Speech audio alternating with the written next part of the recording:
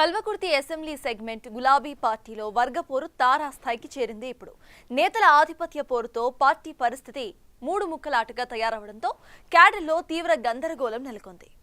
ఆ assembly సెగ్మెంట్లతో party ప్రస్తుత పరిస్థితి పక్కన పెట్టేస్తే వచ్చే అసెంబ్లీ ఎన్నికలకు ఇప్పటి నుంచే ఆశావాహులు టికెట్ల కోసం వేట ప్రారంభించడంతో రేపు తమ నేత ఎవరో పార్టీని ముందుండి అసలు నడిపించేదెవరో అర్థం కాక కార్యకర్తలు కన్ఫ్యూజ్ అయిపోతున్నారట.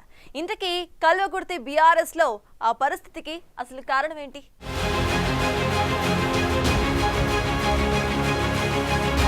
నాగర్ కర్నూలు జిల్లా కల్వకుర్తి నియోజకవర్గంలో గత అసెంబ్లీ ఎన్నికల్లో బీఆర్ఎస్ అభ్యర్థి సిట్టింగ్ ఎమ్మెల్యే అయిన జైపాల్ యాదవ్ 3వ స్థానానికి పరిమితమయ్యారు. ఎన్నికలు ఏవైనా గెలుపోటములు సహజం. జరిగిన పొరపాట్లను సరిదిద్దుకొని మళ్లీ సన్నద్ధం కావాలి. ఆ స్పిరిట్ తో ముందుకు పోకుండా ప్రతిపక్ష పాత్ర పోషిస్తూ నమ్ముకున్న క్యాడర్ కు వెన్నుదన్నుగా ఉండాల్సిన మాజీ ఎమ్మెల్యే జైపాల్ యాదవ్ కల్వకుర్తి నియోజకవర్గానికి చుట్టపు చూపుగా టూరిస్టులా వచ్చిపోతున్నారని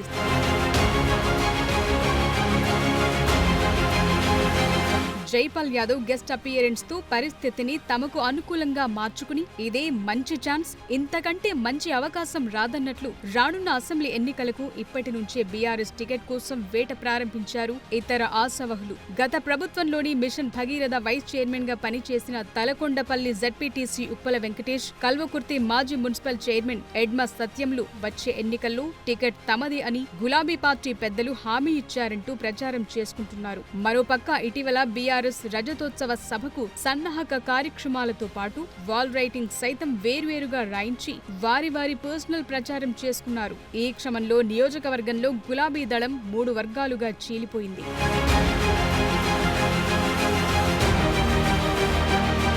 వచ్చే ఎన్నికల నాటికి టికెట్ దక్కించుకునేందుకు ఇప్పటి నుంచే పావులు కదుపుతున్నారు పలువురు ఆశావహులు. ముందుగా నియోజకవర్గ ఇన్ఛార్జి పదవి దక్కించుకుని ఆ తరువాత టికెట్ ఎగరేసుకుపోవాలన్న లక్ష్యంతో ఉప్పల వెంకటేష్ వ్యూహాలు పన్నుతున్నారు. గులాబీ పార్టీ పెద్దల కార్యక్రమాలు ఉన్నప్పుడు వారి ఫోటోలతో కూడిన ఫ్లెక్సీలు, కటౌట్ల ఏర్పాటు చేస్తూ వారి దృష్టిలో పడే ప్రయత్నం చేస్తుండగా కల్వకుర్తి మాజీ మున్సిపల్ చైర్మన్ ఎడ్మ సత్యం కూడా ఈసారి టికెట్ నాదే అంటున్నారు. గత ఎన్నికల వేళ జైపాల్ యాదవ్ కు అవకాశం ఇచ్చిన అధిష్టానం వచ్చేసారి తమకు అవకాశం ఇస్తానని హామీ ఇచ్చిందని చెప్పుకుంటున్నారు.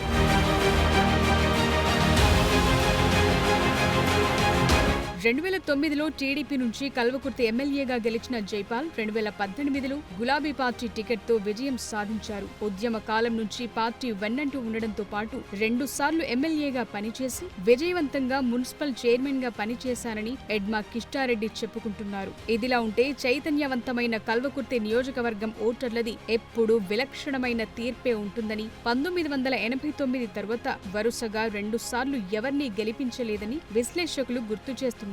అయితే 3 సార్లు ఎమ్మెల్యేగా పనిచేసిన జైపాల్ యాదవ్ కు గెలుపోటములు కొత్త కాదని, అన్ని వర్గాల అభ్యున్నతి కోసం పనిచేసిన వ్యక్తని, మొన్నటి అసెంబ్లీ ఎన్నికల్లో పలువురు టికెట్ ఆశావహులే కోవట్టుల్లా వ్యవహరించి జైపాల్ యాదవ్ ఓటమికి కారణమయ్యారని పార్టీ వర్గాలే ఆరోపిస్తున్నాయి. తమ నేతపై దుష్ప్రచారం చేసి లబ్ధి పొందాలని కొందరు భావిస్తున్నారని, కల్వకుర్తి బీసీ సామాజిక వర్గం ఎక్కువగా ఉన్న సెగ్మెంట్ అని, ఎవరెన్ని కుయుక్తులు పన్నినా మళ్లీ టికెట్ తమ నేతకేనని, గెలుపు ఖాయమని జైపాల్ యాదవ్ టీం ధీమా వ్యక్తం చేస్తోంది.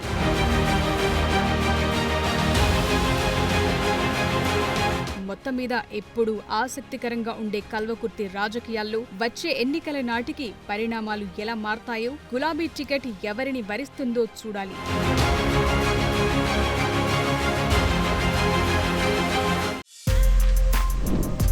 For more videos like this, subscribe Big TV channel.